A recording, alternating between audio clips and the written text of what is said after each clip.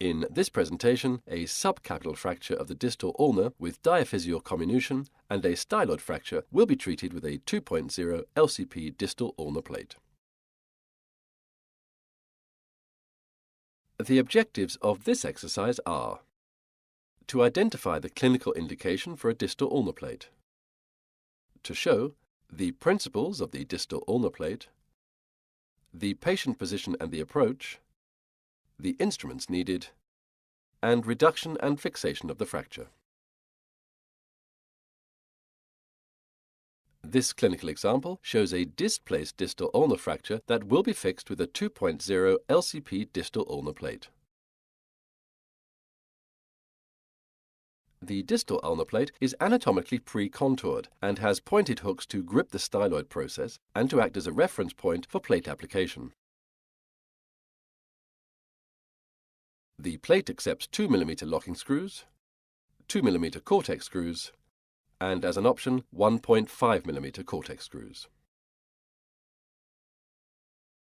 The intercrossing 2 mm locking screws securely hold the ulnar head.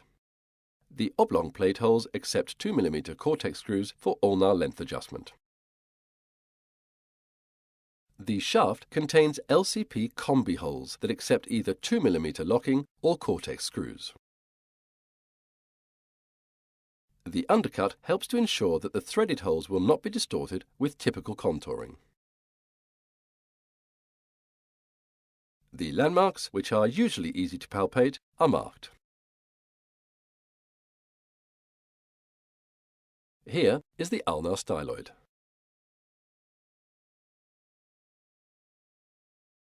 Here is the ulnar shaft.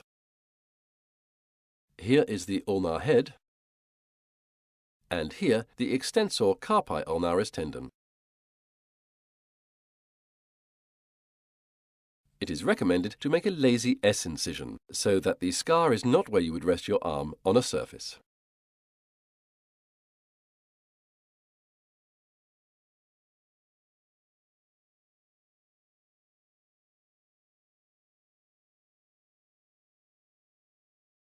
The subcutaneous tissue is dissected first.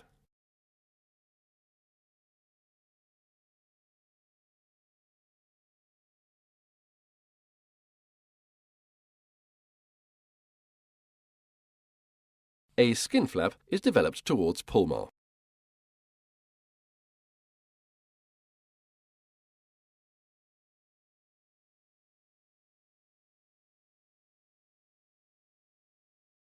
Here is the ulnar head and the extensor carpi ulnaris tendon. Now the approach is between the extensor and the flexor carpi ulnaris.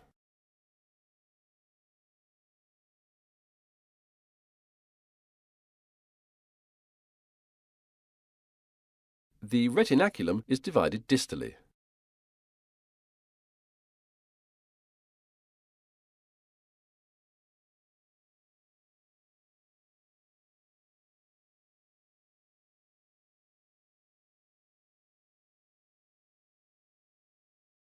This is the ulnar shaft.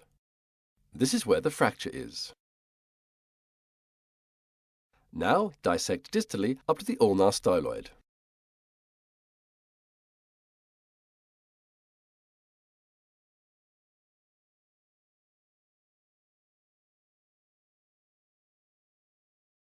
This is the styloid.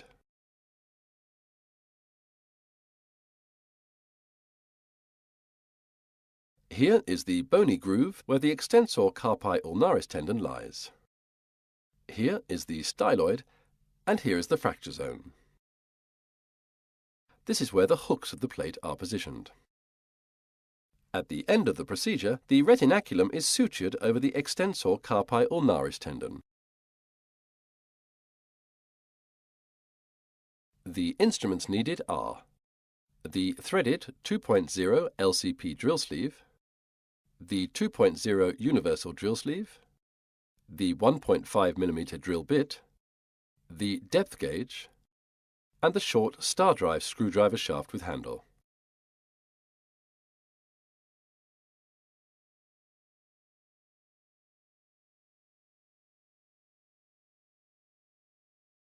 For this exercise, the bone model is secured in this position. The ulnar styloid and shaft are palpated to plan the incision. A straight incision is made along the length of the distal ulna.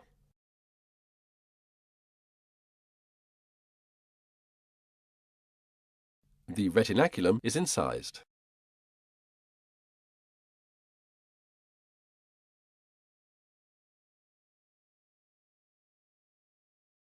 The retinaculum is retracted along with the dorsal sensory branch of the ulnar nerve.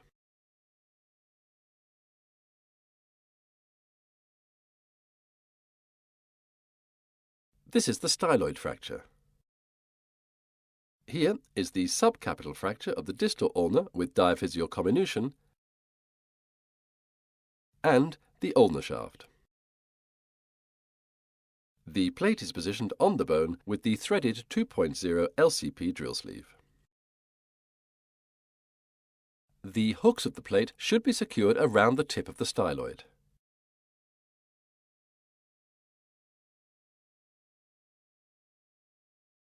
The 2 mm drill bit is used to create the screw hole. The depth of the hole can be read from the scale on the sleeve and the mark on the drill, in this case 20 mm. The drill sleeve is removed and a 2 mm locking screw of appropriate length is inserted with the short star drive screwdriver shaft with handle and fully tightened. The ulnar shaft is held with the pointed reduction forceps and the ulnar head is reduced to the shaft.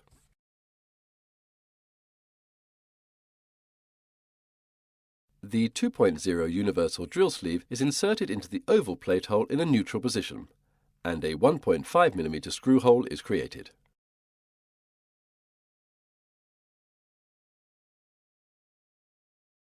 The depth is measured.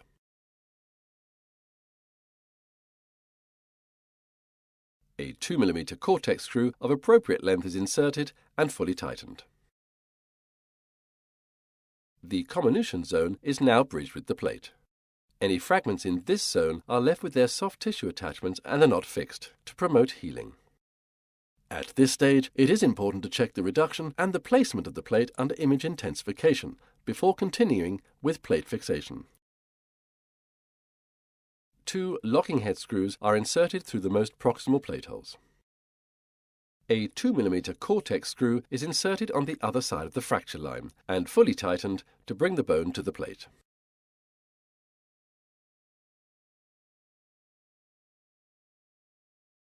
A 2 mm locking screw is inserted in the second-most distal plate hole to increase stability of the ulnar head fragment. The clinical post-operative X-rays show good reduction and correct positioning of the plate.